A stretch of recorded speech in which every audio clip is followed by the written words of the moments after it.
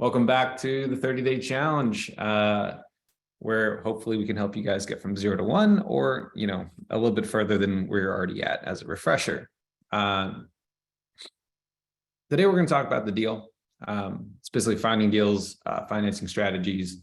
A lot of these are going to be lists, and unfortunately, it's a bit text heavy. So I won't delve and read off the slides as much as I can. I'm going to try to summarize, and then later on, if you guys want to pause, rewatch the video, I'm just going to hit the highlights as much as I can to hopefully not bore you all to death with text. So we're going to talk about getting the loan. We're going to talk about getting the deals, figuring out what type of neighborhood it is for that deal, and then strategies for making them work, short, midterm, etc. Again, thank you to our sponsors. A couple of these people are lenders. We have their logos here, and you'll see them again once we pass through later on in the loan section. Now, step one, before you purchase, you can research your market. You can do it all you want, but it doesn't matter until you get pre-approved. If you don't know how much you can borrow, there's no point. You waste your time, you waste the agent's time, you waste the seller's time. You could find the best deal in the world, but you can't close. That's a worst case scenario for everyone. So if you are looking to purchase, get pre-approved, figure out how much you need to borrow.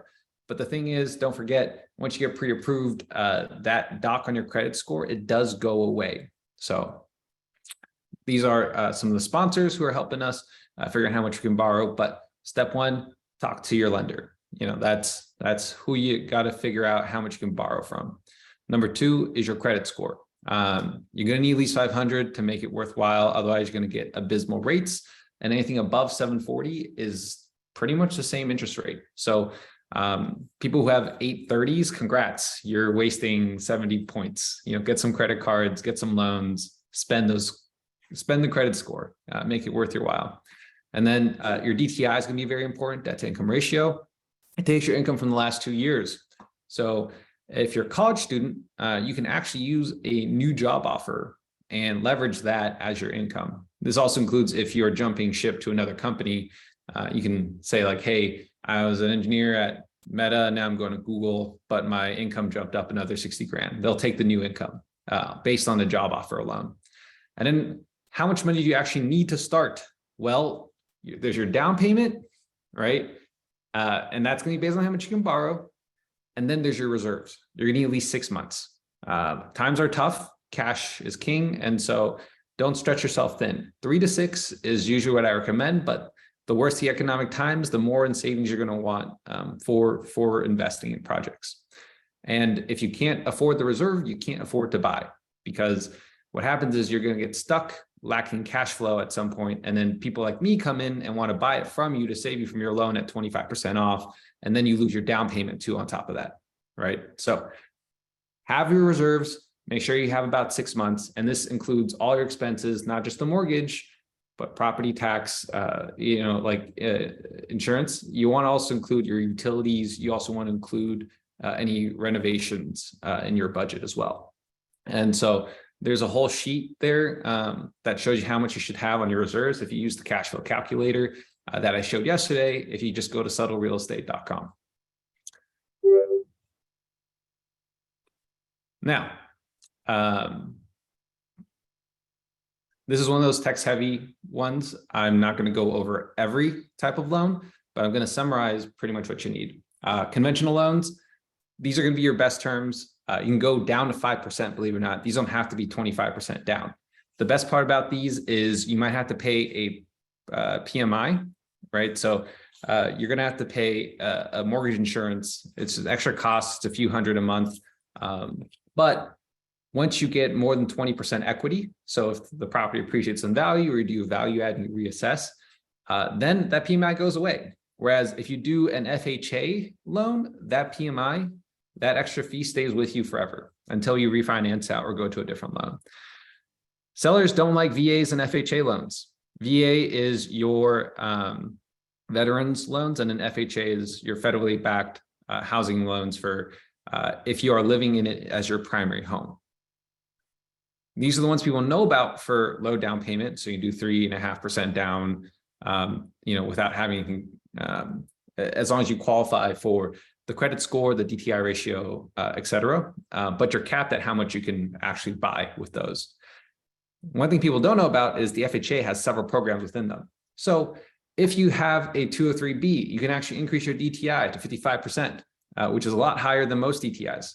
On top of that, there's also a 203K FHA loan, which if you need to renovate a building, you can actually do 3.5% down and then borrow also the renovation costs, as long as you're going to move into it within, I believe, 180 days. I believe that's the rule.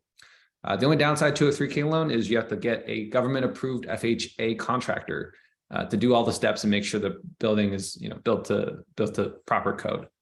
And then, energy efficient, et cetera. What matters at the end of the day is you can go 5% down, but remember your monthly expenses go up because you're borrowing more.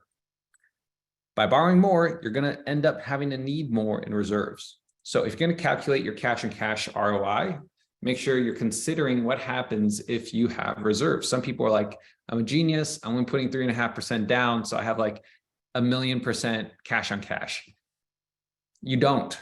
You have to include the fact that you're paying another $500-600 a month in mortgages. And so you got to include those costs in there to calculate the true return, because you're not accounting for the amount of risk that you're taking on by leveraging it even higher, right? Typically, I'd recommend if you're buying for the first time and it's your primary, FHA is good, but don't invest in too many of them, because if you have too high of leverage, there's a good chance you could go negative equity. What does that mean?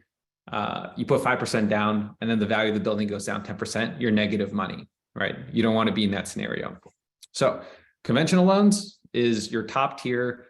The problem is you're capped at 10 of these. So once you run out of your FHA and conventional loans, there are these DSCR loans. They're higher interest rate, and then they tend to have more rules involved, and you can't necessarily sell them whenever you want because there's a prepay penalty associated with it, which means if you have a 5-year prepay and you sell it in year 3, you have to pay a penalty for selling and getting rid of the loan early. And then hard money is the most expensive.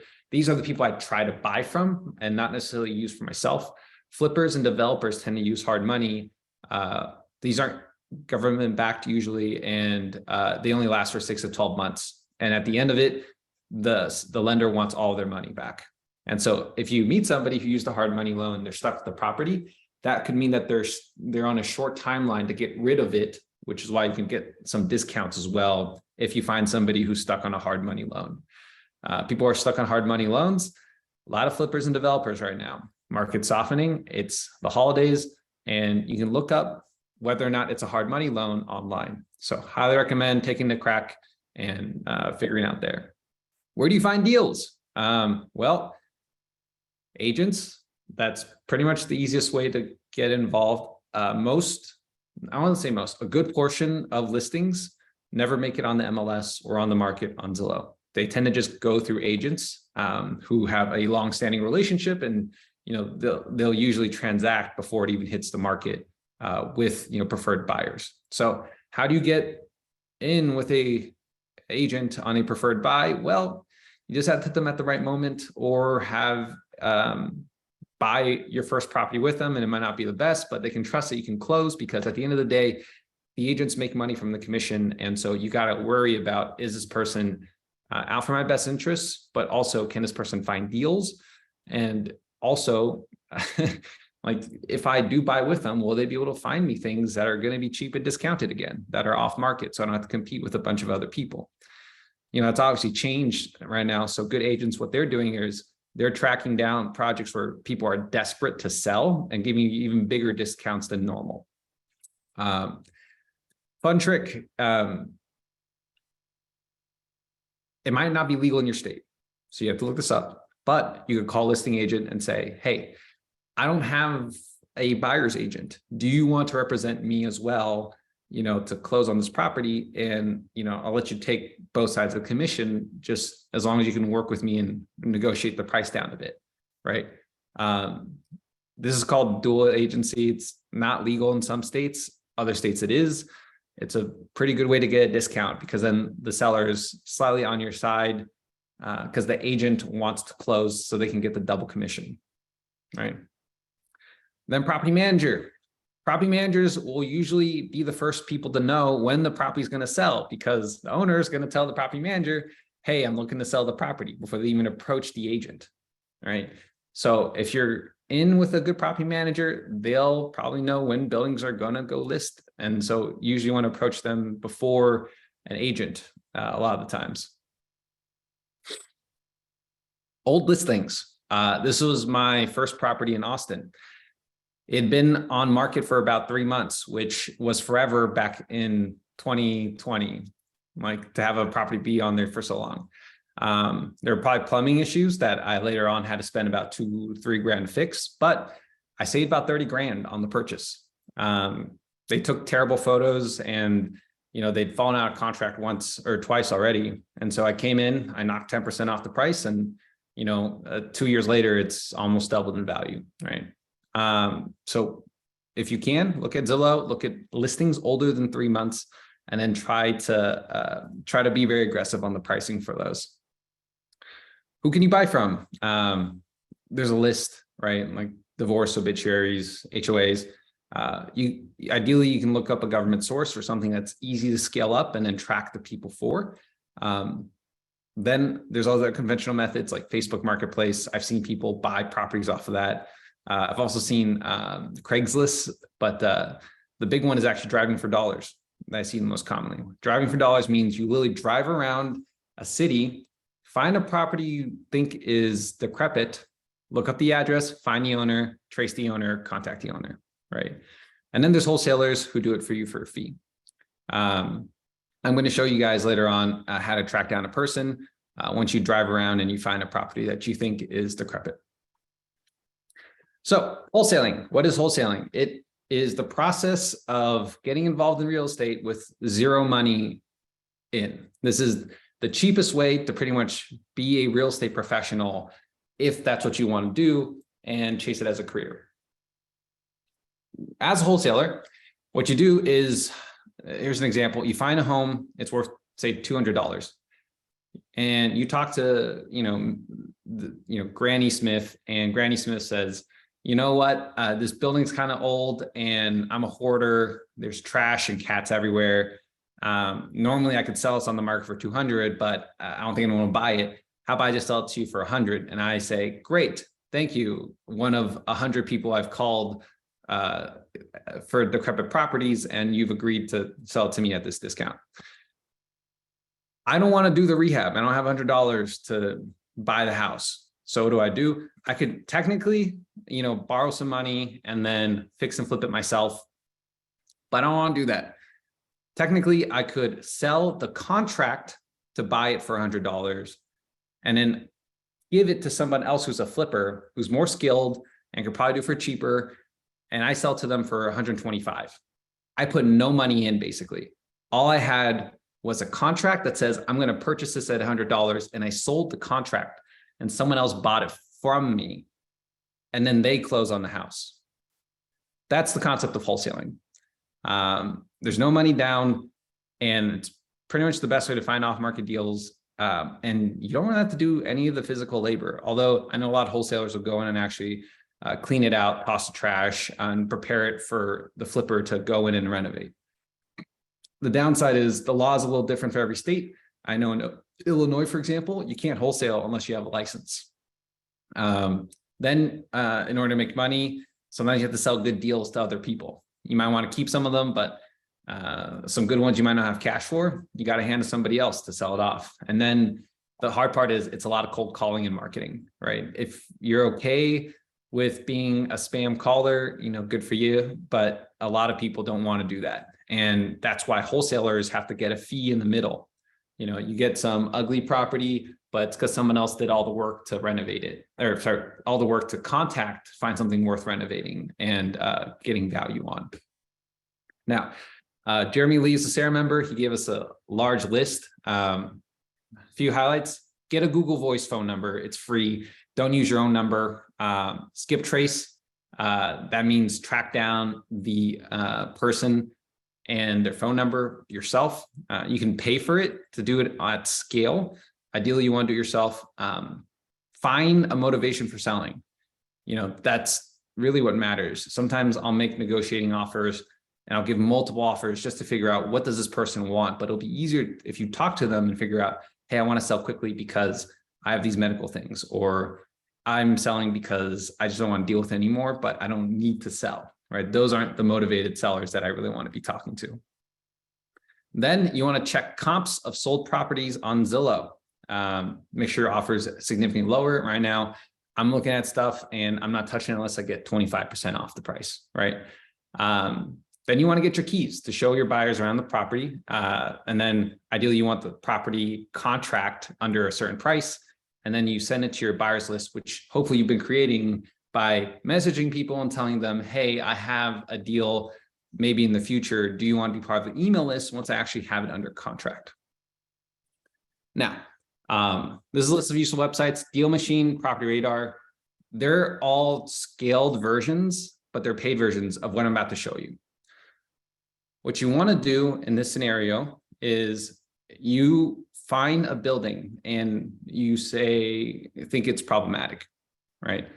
And all you then have to do is within that city, Google search for the property that you are looking for. So I am going to look at Cook County because I used to live in Chicago and I want to look for Cook County property taxes because that's how I'm going to figure out who actually owns the property. I click here and this is a random address that I'm going to put in. Oops, what just happened?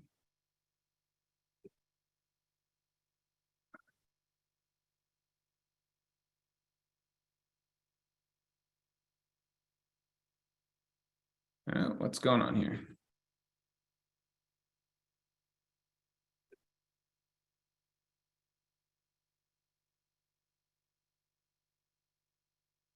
So most of the time outside of California, every other state, you have the ability to look up who the owner of the property is going to be.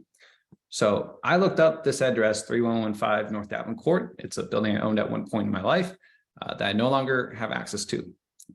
You can obviously figure out how much property tax you pay, but the more important thing is you have the contact information for who actually owns it. James is probably the person who bought it from me. He lives there. So what you can do is then you copy and look up James Sturgis. You can either mail them directly at the house, knock on the door, ask to buy from them, or there's a website called searchpeoplefree.com that I use.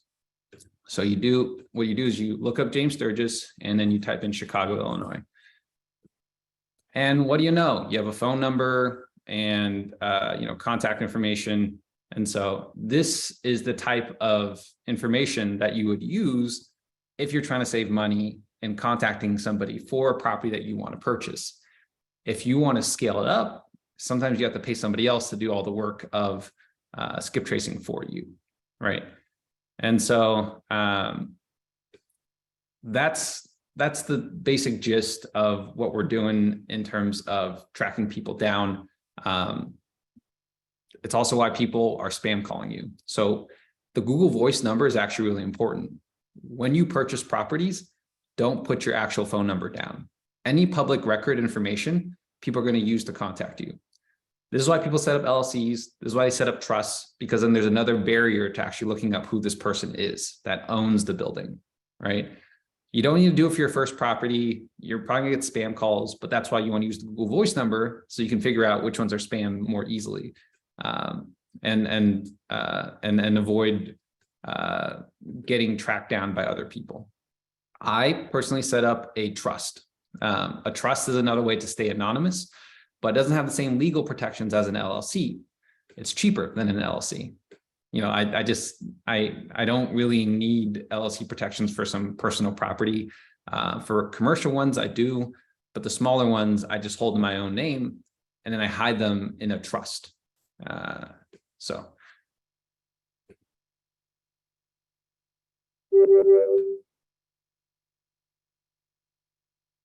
Let's see here. Now,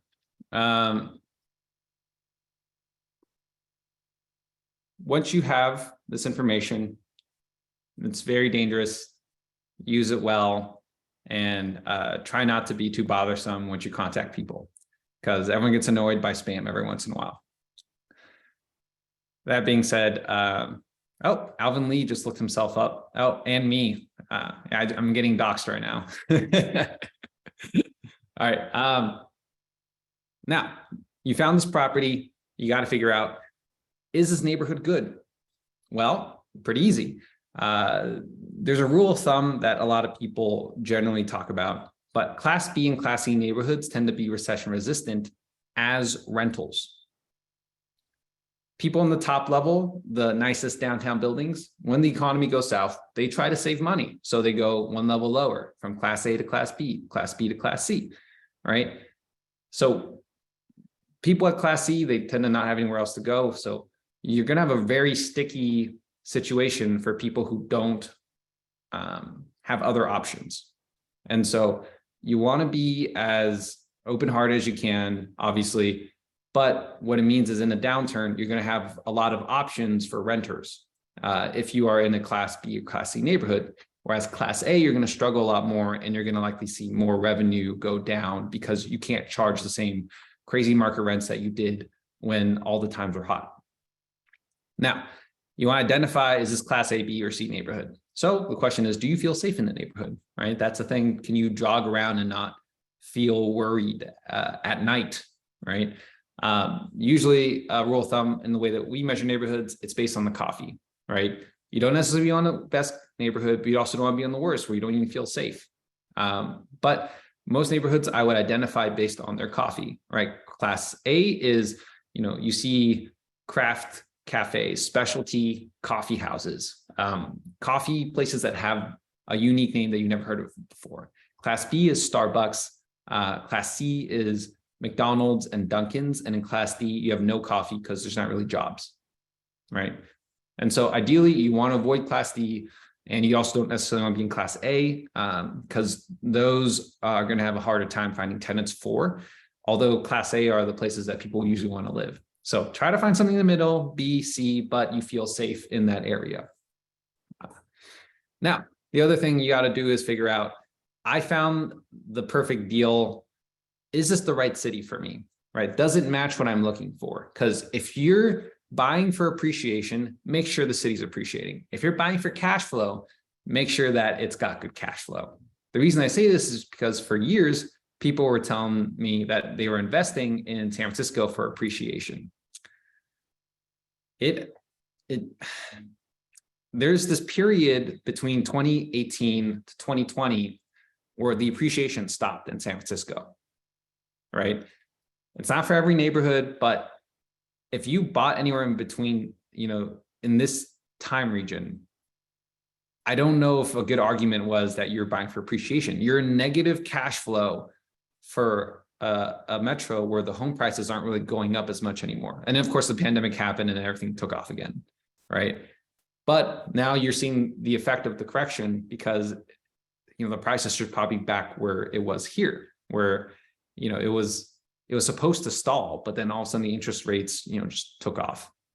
Because between 2018 and 2020 was this beginning of the decline of the San Francisco market. Obviously, there's, certain neighborhoods that are still going to do great, and they probably were going to develop over time. But on average, across the whole metro, as a whole, it was in more or less decline.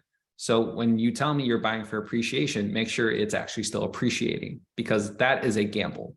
Cash flow is king. It's stable. It's something I understand and I can trust in. The appreciation, that's cream on top, right? So buy for appreciation only if it's appreciating. Look up the data for this metro or city that you're going to buy in. And if it's going to go up, make sure it's still going up, right? All right, strategies for cash flow. This doesn't look as good as I wanted it to, but you can do a few ways. Renting by the room, right? This is going to be very big in college towns, neighborhoods with young people, with major employers in the area. And then you're going to want to calculate it based on this rent per room number. I have a calculation here that I'm using from the past. The room rent is roughly equal to a 2-bedroom rent, half of a 2-bedroom rent, and then you add like 20%. So each bedroom should be that. So say you're in a neighborhood where a 2-bedroom rent is $200, right? You divide that by 2, so it's $100, and then you add 20%. So $120 per bedroom. And so the more bedrooms you have, the more cash flow you're going to be able to generate. Rent by the bedroom is a great model. However, it can also come with its own problems. Namely, the people are going to be dirtier, so you might have to hire a maid to come in. And so your expenses will go up slightly, even though you also have higher revenue. Then you also have the worry that if you're doing this in a college town, they're going to trash the place, right? So you have to be very careful about who you select. And then the third most difficult part is it's a very short time frame that they're actually there, right? Most people don't want to be in a rent by the room situation with complete strangers for too long. It's usually temporary, so you're going to have 6 to 12 month leases, and you're going to have to be swapping them out pretty consistently as a result. That's why I do midterm. It's the same thing, but you rent out the whole place, right? And you still get higher revenue. A lot of people do short-term rentals, but most cities now have some version, at least most major cities have some version of anti-Airbnb laws. You're capped at 30 days, or anything less than 30 days, you have to pay a higher tax. You have to register and get permitted, or they just outright try to ban it from the city. So Florida is probably one of the best places for it, because at the state level, they said any city that's going to try to ban it, we're going to step in and stop you guys from allowing any more Airbnb bans, which is great because we're visiting there in February, casual plug. But you want to be careful with existing laws, but also a lot of cities have laws that are in the works that they're planning to pass later on down the line. I actually helped a friend with this. He was about to buy a property. It was west of Austin in this city called Fredericksburg. At the time, the building, he could have Airbnb'd it, but the problem was there was a new set of laws that they were literally passing a month later. And then that zoning in the area he was going to be in was no longer going to be valid for an Airbnb license, which meant he would have bought a dud building, and it's an area where no one was going to be able to rent it because it's a vacation market, right? So there's a huge gamble that you take whenever you buy an Airbnb in the vacation market, where the market doesn't want you to be an Airbnb. But that's why I do midterm. Corporate rentals are great. Traveling nurses are great. You get the ability to save effort and time by renting out to working professionals. That's honestly the best part about it, is I don't have to think as hard about, are these people going to trash my place or throw parties? They're there for a month. They're almost always there for work or for some sort of reason where their house is, for example, damaged and they're getting it renovated, right? Once you add that 1 month term, you get a lot of extra, you get tenants that are a lot higher caliber than if you were to do, say, rent by the room. So midterm rentals don't only work in specific areas, but they actually have a lot of the same demographic rules that would apply to rent by the room. So if you're doing midterm rentals, you get a lot of traveling nurses, right? So traveling nurses will sometimes do rent by the rooms, but sometimes they want their own place, right? So the closer to the hospital you are, the better. Those are recession resistant. People get hurt or sick no matter how the economy gets. College towns, when the economy goes south, people want to, they want to be somewhere where they can increase their income at some point in the future. So usually when the economy tanks, colleges actually see enrollment go up to match. Major employers, same scenario. You'll have interns that are staying for 3-6 months at a time. Some share rooms, some prefer their own place, right? So it's the same demographic of people. And ideally, you don't want to just do every weekend, because then you have to clean up, worry about parties and whatnot. And then hopefully you can sleep better with peace at mind with these midterm rentals. And then finally, build an ADU, add units, right? Add square footage. The more rooms you have, that's more cash flow that you can generate. I remember the story. I talked to this investor. What they did was they did Section 8. They were buying in Virginia, and they would take a 3-bedroom and then add 2 bedrooms to the basement. Then they did Section 8 because Section 8 charges based on a per bedroom cost. They don't necessarily care how it looks, but as long as it qualifies as a bedroom, you can add another like 1,000 or 2,000 a month. And he was able to cash flow in a tough to cash flow market. We did the same thing ourselves in Atlanta, actually. We got Section 8 tenants after we added a bedroom to the attic. And so that increased our income by another 1,000 a month. And then the idea is that while he was cash flowing, it took him maybe 4 or 5 years, but over time, he was in the path of progress every single time. So he might have bought the property for 300,000, added another 100,000 for, bedrooms downstairs in the basement. And then, 5 years past, it's worth easily over $1 million because, as people know, in the DMV, Virginia area near DC, that stuff is all easily north of 7 figures nowadays. All he did was just stay ahead of the path of progress, cash flow by adding extra bedrooms. And then over time, he was able to increase his revenue enough to cash flow, but also wait for the appreciation to hit his neighborhood. And that's what building an ADU would do as well. So that's it for this session. I'm going to go and tackle the questions from here, and then I'm going to see what I can handle from here. Okay. I'm going to send that recording out later. We have it on our YouTube. It's also on a Facebook. After the event, you can go and check it. Annie will be posting the links for it. Okay, Wendy asks, any good resources to learn about local regulations / stay updated? Google the city name, Airbnb. That's usually the best way to do it because every city has a different resource for it. There's no national Airbnb law tracker that I know of. I could be wrong. I don't do short-term rentals, so I don't really know. There's somebody in this room probably that's smarter than me about this. If you've seen any of my Airbnbs, you'll know why they're disgusting. Someone commented, it looks like a boy designed these. I'm like, yeah, I did. I went to IKEA and I bought the cheapest thing I could. That's. But what it taught me was I was still able to make cash flow from it, despite how ugly I made the buildings. And so that's when I started leaning into the strategy because it seemed like it was scalable. I did the ugliest design and I was still able to make 1% rule in Austin. I was making $3,000 a month for a $300,000 house, right? That's impossible otherwise in other cities, right? So yeah, Janon, the recording, like I said, YouTube or the Facebook group afterwards. Eddie asked, I'm assuming you have to have the unit permitted to take advantage of Section 8 for the bedroom strategy. Yes, if you're adding utilities, no, if you're just adding bedrooms. So what this guy did, according to him, he didn't actually add any bathrooms. He only added a bedroom to the basement. So he got it so that it was tall enough.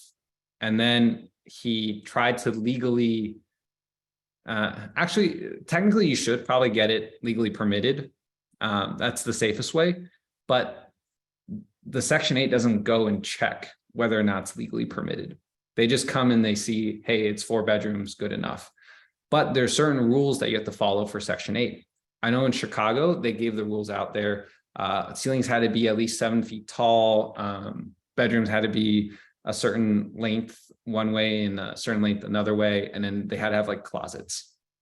It's a weird set of rules, but if you don't have to touch any of the utilities, you technically don't have to get them permitted. And then when Section 8 comes, they don't check for permits. They just have someone come by and see, hey, it looks like all the utilities work and this is a safe place to live. And it looks like you have bedrooms that qualify within the parameters of what we call a bedroom for the Section 8 program for, city of Chicago.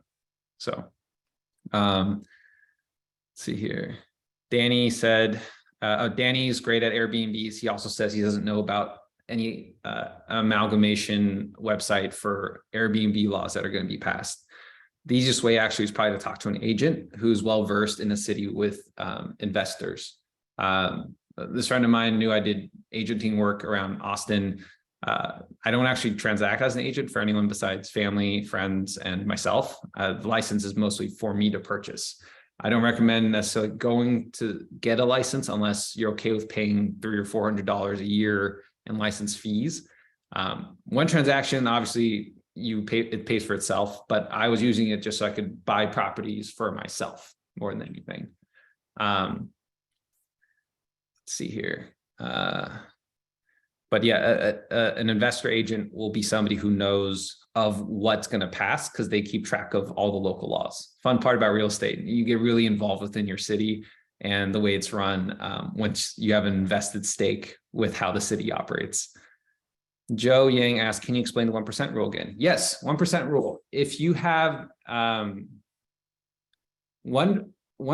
of your purchase price should be relatively equal to your monthly income for revenue. So if I bought a $300,000 house, I want to make at least $3,000 a month in rent. It's just a rule of thumb. It was popularized by Bigger Pockets. It's not always correct, but generally, if you get close to 1%, you'll be able to get cash flow. And so that's a number a lot of people look for. Nowadays, because the prices of homes appreciated so much versus rent, it's probably closer to like 0.8 or 0.6 rule. And so, you don't necessarily want to always stay with the 1% rule because, for example, if you do 1% in Austin, you aren't going to find it. Like I found it in 2020 through midterm rentals. So given the growth that it saw in like later 2020 and in 2021, it's just very hard to repeat something like that. If the price of appreciation goes through the roof versus rent. Right now, Austin has like a 0.5% rule or something, which isn't as bad as the Bay Area, which I think is like a 0.3% or from what I've seen in the past. Christine asked, any wholesaler recommendations? Wholesalers will usually be specific to a specific city. So talk to an agent, right? Talk to somebody who knows wholesalers, go to meetups. That's the best way to figure out who the wholesaler is for your specific city. Sometimes you can Google them. There's two big national ones. There's New Western and there's, I can't remember the other name, but what I've heard is they suck normally. So you can work with them, but they only do like 5 or 10% off. And a lot of times they're not the biggest discounts because all they're doing is they're doing the same thing of buying old listings, getting it, and what they're doing is they're just calling a lot of people, trying to get it negotiated as low as possible, and then just selling it to the next person. And, those aren't necessarily the best deals because you can do it yourself. But yeah, there's a risk to that. Laura asks, let's say I bought a property for LTR. At what point should I consider converting it to MTR? Fun. Okay, let's look up how much you can make as an MTR. So that is, I gave y'all the cash flow calculators, right? So you can figure out for yourself, but there's this website called Furnish Finder. It's pretty much what everyone else uses to figure out if I want to stay somewhere for a month, where do I go, right? So I'm looking in Austin. I set my max budget and it's going to take forever to load this, but here we go. Click map view. Now, I have rentals near this area in Jollyville. So the green means it's a full-fledged unit. So you see, someone has this rented out until February 4th, 2023, which means they were able to rent it out for $3,200 a month during winter holiday season, right? So that's a number I can run off of. Same thing here, 3,100, 3 bedrooms. This one's 2,500. Well, it's pretty poorly designed. You can kind of see from the photos that it's a bit uglier. It looks like a boy designed it, right? Like This looks like how I would do mine. I had to get a designer to help me make it not look like total like total poop. Yeah, it just, this person just kind of did the bare minimum. They took iPhone photos, they didn't even do it with the fisheye lens with 0.5. So that's how you figure out MTR. And so do the math and figure out if it's worth transitioning, because remember, you have to pay probably I'm going to budget for you. It's about $5,000 a bedroom to furnish, like nicely. So if you have a 3-bedroom, it's running you from between 10 and 15 grand probably. So closer to 15. So if you're okay with that, spend it. But if you are making extra like $2,000 a month and it costs you 15 grand to furnish, you make that back in less than a year. So who cares, right? So do the math to figure out how long is it going to take me to pay back my my investment to convert it to a midterm rental. Now, another website you can use is Rabu.com. Rabu is pretty great because what it does is it shows you what a short-term rental rent might look like in this specific area. So say I look up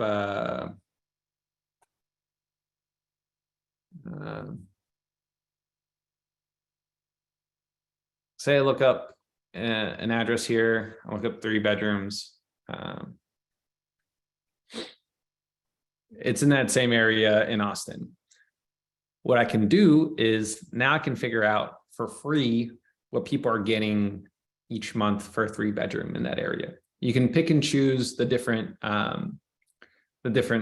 properties, but for example, there's a lot of these that are like 47%. It's because of the rules in Austin. You can't legally Airbnb something unless it's your primary and you live in it. So people are probably Airbnb at only a portion of the year when they aren't at home, which is why the occupancy is so low. I think for most people who do Airbnbs, like in vacation markets and whatnot, they want at least 70% occupancy. So I could be wrong, but the best way to do it then is actually look at the different properties and then see if they're comparable. Like this thing's only 47%, but this one's 80, right? I'm trying to run it as a full-time Airbnb. So I'm going to exclude this one that they're doing for fun, probably, right? And so that number adjusts to match what it should look like. So Rabu.com is another great source. And then, of course, the big daddy of all of them, Airbnb.com. So Airbnb.com is actually a really good way to look at how much people are charging, because what you do is you say, I'm flexible. I want to rent out a whole month. And then let's say February, March, April. And I'm going to look in Austin, Texas. And hopefully at least 3 adults.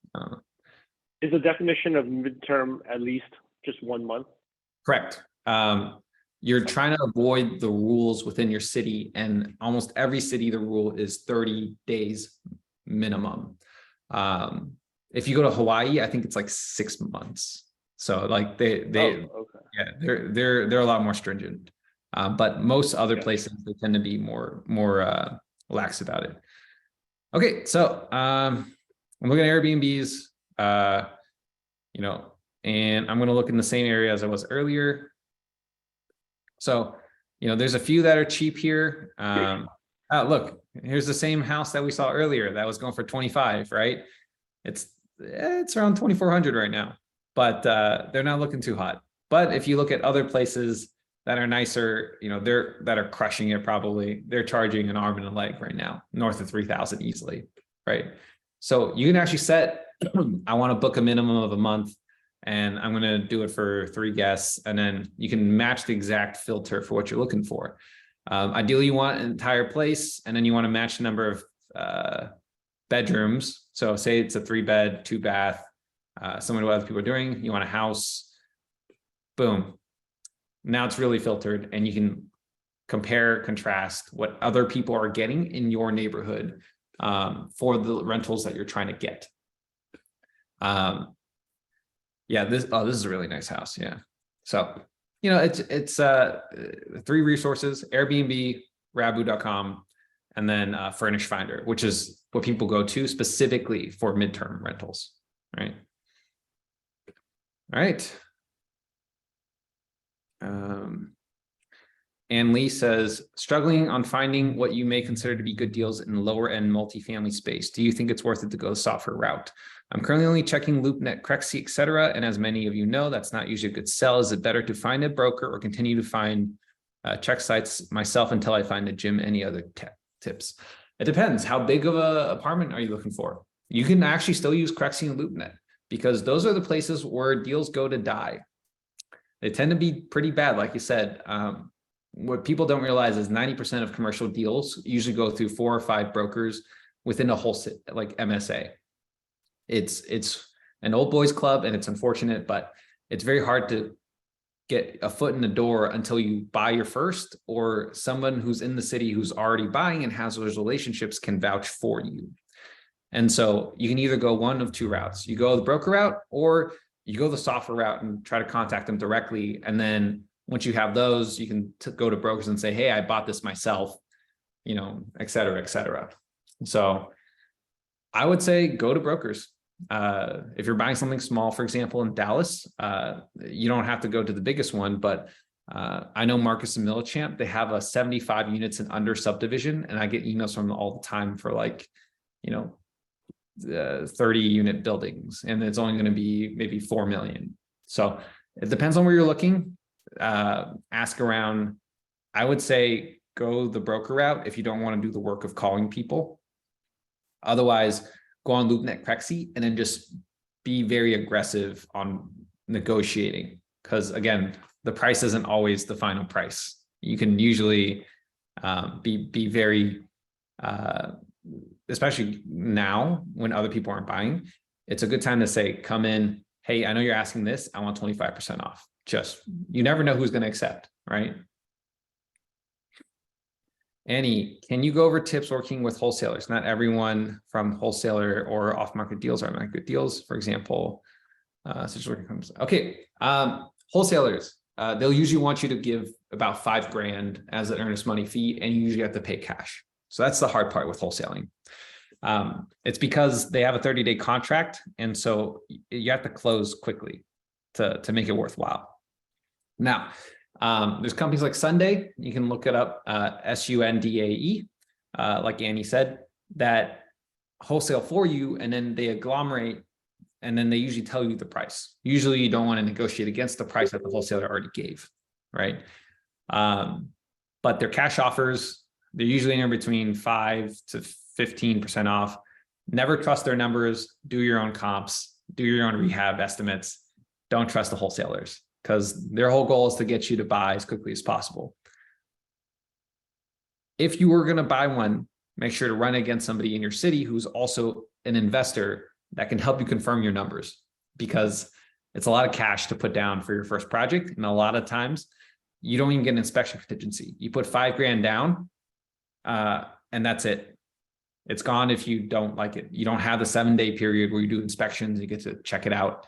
So the risk is quite high that you will lose your earnest money deposit, usually $5,000 or $10,000 even, if you haven't seen it before. Do a couple of walkthroughs with that wholesaler just to see how they are, talk to them in person, and then go to their showings or listings. Don't buy the first one you see from them. That's my recommendation.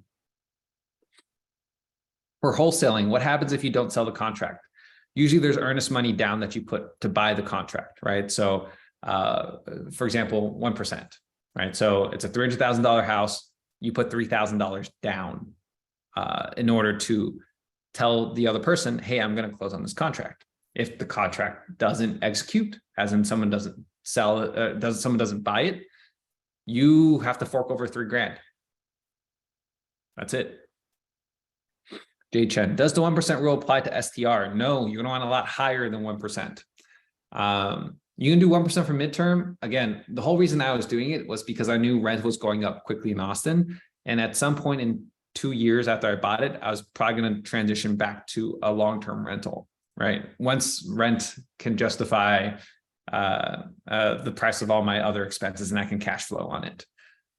For me, I like short-term and midterm only as a temporary method to eventually get to long-term, because short-term rentals, the revenue changes a lot. Like right now, there's a website called AirDNA.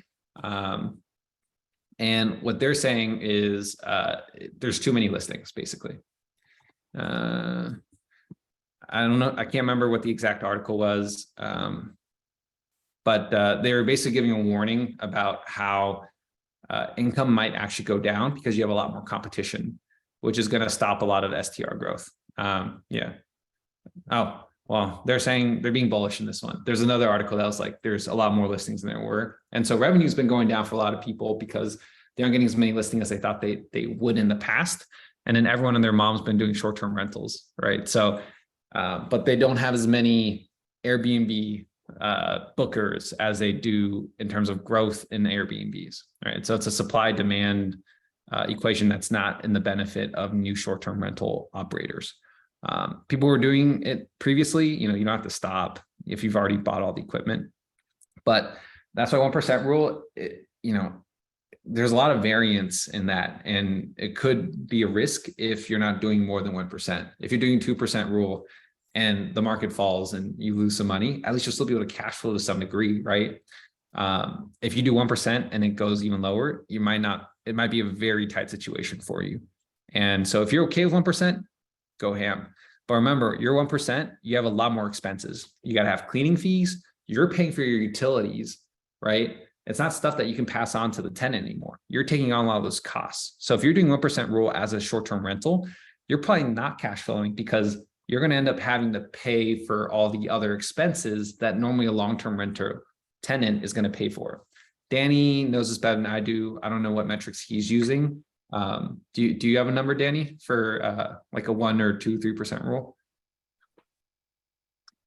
I look at cash on cash more. So I try to get at least a 20% cash on cash in order for me to do a deeper dive into it. And then with that, and I know at least I'll break even or cash flow, depending on how I operate. Yeah. Okay. Eddie, one thing that you're worried about is short-term rental and mid-term rental vacancy. Do you feel like occupancy rates are pretty solid if you follow the average Furnish Finder prices? Use data.rabu. They actually give you a seasonality. You are supposed to have seasons where there's not people coming, right? Like December, January, February are the worst for Austin. And I see that. I didn't have a booking for like half of November, but on average, last year I had 2 weeks of vacancy. This year I had about a month of vacancy. So it's about like 96% occupied last year. And this year I'm like 90% occupied. It depends on your market. It really does. But you can usually track that in the AirDNA or data.rabu numbers. Christine Shea says, do you buy properties in an LLC or do you use a conventional loan and then transfer to an LLC? A question is, commercial loans is more expensive. Is this true? Yes, commercial loans are more expensive because they're not backed by the government. They're not conventional loans. And they typically have worse terms. So like a lot of commercial loans, you have to pay back within 5-10 years, right? You might still amortize it. You pay the same prices as you would if it was a 30-year loan, but at the end of 10 years, the bank wants all the money back. So you have to refinance out and get a new loan to cover yourself. And if you sell early, then you have a prepay penalty, right? So it's like a very small window, and it's not like the same thing as a conventional loan where you can kind of sell or refinance or buy again whenever you want with it. And then when you buy properties on an LLC with conventional loan transferred to an LLC, what she's saying is legally, you're not supposed to own a conventional loan with an LLC legally. But some lenders are okay and they don't really check as long as you keep paying the mortgage. I would personally recommend, if you get a conventional loan, just stick with the conventional loan in your personal name and eventually transition out to a commercial loan. If you don't want to do that, there is a way to anonymously put it in a trust, and then that trust the beneficiary is the LLC. This way, if the lender ever looks up the property and see who owns it under the property taxes portal that I showed you, it'll show maybe, Austin Property to Trust. And you can just tell the lender, hey, it's my personal name still. I just wanted to stay anonymous. I don't want people to call me. But technically, it could be an LLC that is the beneficiary and not you who's the beneficiary of the trust. Legally, you're not supposed to do that. There's this thing called an alienation clause in a loan that says if you transfer ownership, we can technically ask for the whole loan back. They usually won't call this as long as you keep paying the loan. So that's my experience. Joe Yang, if I have a property, how can I use it to scale to buy more property? Depends on where you're at. If you got $1 million house in San Francisco, sell it and buy like 12 units in, I don't know, like Texas somewhere or Florida. That's probably the best way. The other way is to raise money from other people so you can buy bigger properties, partner with them. You just say, hey, I got this thing that I bought and I've already run for 2 years. I can do bigger stuff. If you want to give me more money, I'll take a bigger share and do all the work. And then we can partner together and get cheaper costs on that. That's how I did it. I bought a fourplex and then eventually I leveraged that into telling people, hey, I know what I'm doing. You want to give me more money? And then I just kind of keep doubling the size every single time in terms of number of units. And then that's how you scale up to buy more property. A lot of times you're going to have to ask for money from other people, and eventually you're going to have to do commercial loans. It's scary. It's risky. Everyone that you probably know that's a real estate investor that from our immigrant family, they have 3 or 4 homes max. This max I've seen like double digits, like 10 maybe.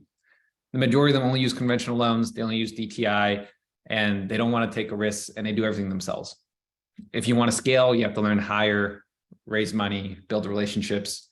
That's how people scale from one property. I recommend, property managing it. And if you're comfortable, start jumping into like syndications or other projects that you can JV with other people on. Whatever rich uncle you have, talk to him to say like, hey, I know what I'm doing now. Let me get a little bigger cut though. Let's see, Joe Yang asked, cash out refi or keeping long. Eddie, is there a wholesale market / platform? Yes, that's Sunday.com. Sunday.com is a website. They buy, this is their buy side, but if you're an investor, what you do is you can pay for the premium membership program. You get one market for free. They send you a bunch of leads, or if you want to look at a couple markets, you got to pay a few more a month. It's up to you. Let's see.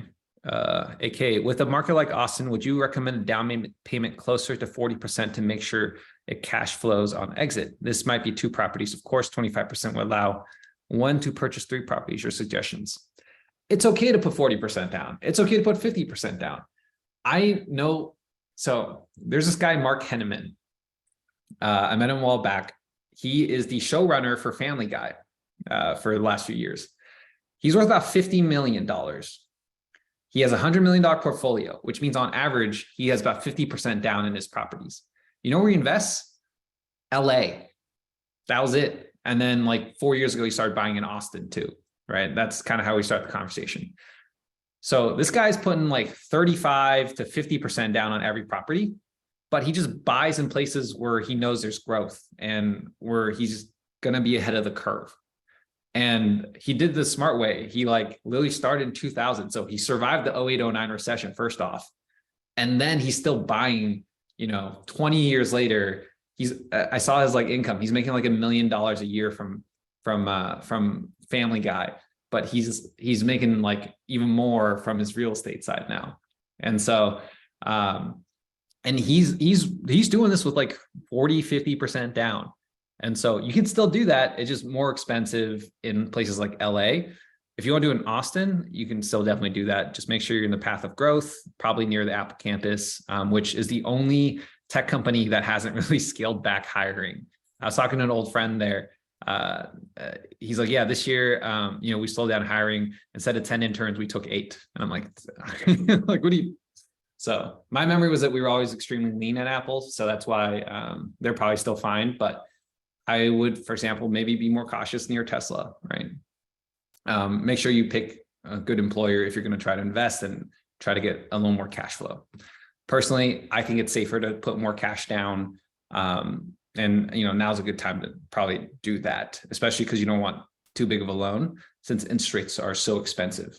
But again, you can refinance out at any point in like 2 years once the interest rates come back down. And thank you for answering the question. In your first commercial loan, did you provide a personal guarantee? Any lenders you come across who are willing to forego the guarantee when first starting commercial? No, you will probably have to provide a personal guarantee unless you're buying like a 20 unit plus building. If you're buying something that's like, at least 2 million, 3 million to purchase, you don't have to worry about that. Anything less than that, you probably will have to get a commercial loan with a personal guarantee. The personal guarantee will also knock off like 1 to 2% off the interest rate. So it's like, it makes a significant difference if you put a personal guarantee or not.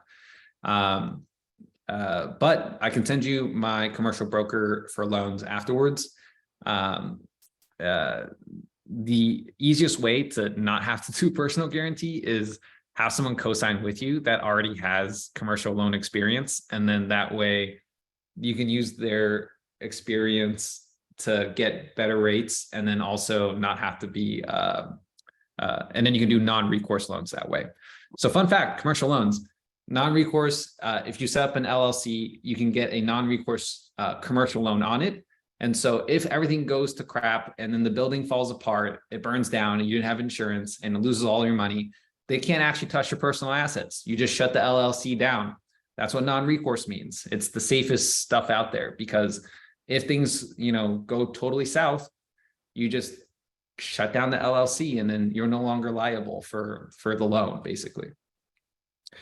At some point though, you're going to have to probably do a personal guarantee loan, even in the commercial world. So like, it's hard to say, and you're likely only going to get commercial loans that are non-recourse or no personal guarantee if they already have tenants and are generating income. Buildings where you're going to have to flip, renovate, or build, those are almost always personal guarantee because the lender's not going to give you money on the assumption that you will have a future building. They only give you a non-recourse loan if the building already exists. So, all right, I think I tackled it all. We're 1 hour in, right on time. So thank you everyone for showing up again for a second night. Tomorrow we're going over tax breaks with Tony Hoon, and he's going to run the session from there. Anyone else, if you don't have any questions, we're going to put everything on YouTube and on the event following up to this on Facebook. So thanks everyone for showing up.